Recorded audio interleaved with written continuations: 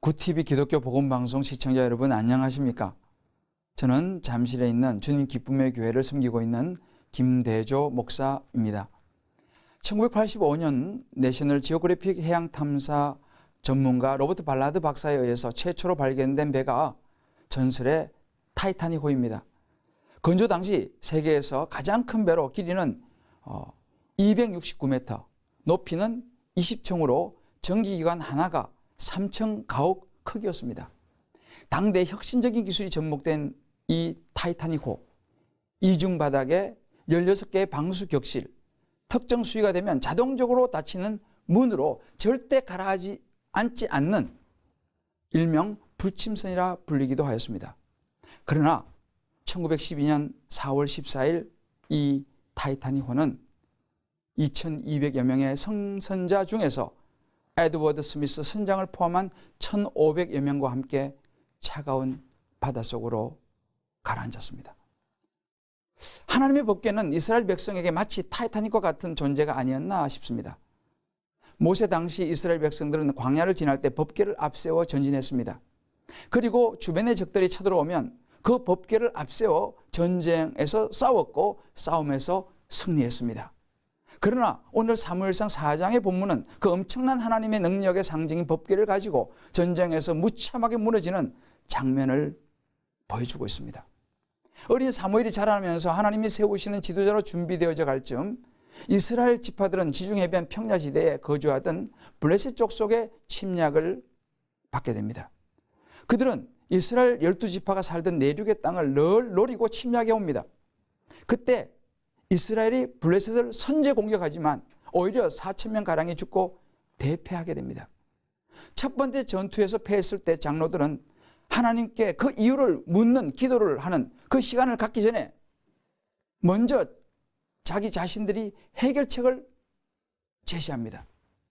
과거에 모세가 광야에서 법궤를 앞세워 진행하며 전쟁에 승리한 것을 기억하고 실로에 있는 하나님의 언약궤를 가져와서 앞세우자는 것이었습니다. 그 언약궤와 함께 있던 사람 엘리의 두 아들 홈니와 비느하스가 함께 올라왔습니다. 그리고 홈니와 비느하스는 자신들이 마치 모세로 되는 양 하나님의 언약궤를 진중에 두고 싸웠지만 결과는 처참한 패배였습니다. 무엇이 문제입니까? 모세의 손에 있을 때 그 법궤는 하나님의 능력 그 자체였는데 말입니다. 언약궤는 중요한 것이었지만 그 안에 하나님의 힘이 물건처럼 그저 담겨 있는 것은 아니었습니다. 하나님의 쉐키나의 영광, 하나님의 임재가 백성들 가운데 있을 때에 언약궤는 능력이 되는 것이었습니다. 그러나 하나님께서는 거룩함을 잃어버린 이스라엘 백성들의 손에 있었던 그 법궤는 더 이상 임재하지 않으셨습니다. 엘리 시대 장로들은 하나님의 임재를 사모하기보다는 미신적으로 법궤, 그것으로 문제를 해결하려고 했던 것입니다. 법궤 속에 담긴 하나님의 말씀을 마음에 귀를 기울이고 자신을 비춰보는 거울로 삼기보다는 그저 이용하려고만 했던 것입니다.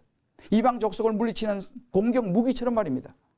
언약궤를 실로에서 가져온 이유는 하나님의 법궤가 전쟁터로 오기만 하면 자동적으로 승리할 것이라는 마치 오늘날의 부적과 같은 것으로 그들은 생각했던 것입니다.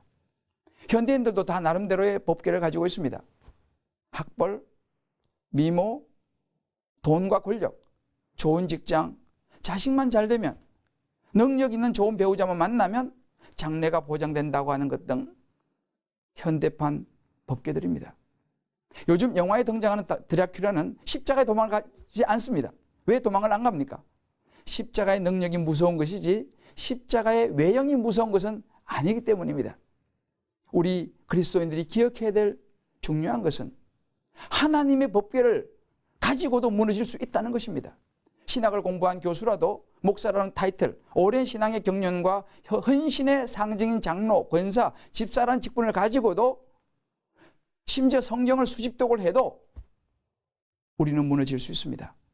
그런 지식, 이런 직분이 말씀의 참된 의미와 거룩성을 잃어버리고 어떤 표면적인 상징과 법궤가 될 때 말입니다. 사랑하는 구티비 시청자 여러분, 오늘 말씀 속에서 우리의 모습을 돌아보기 원합니다.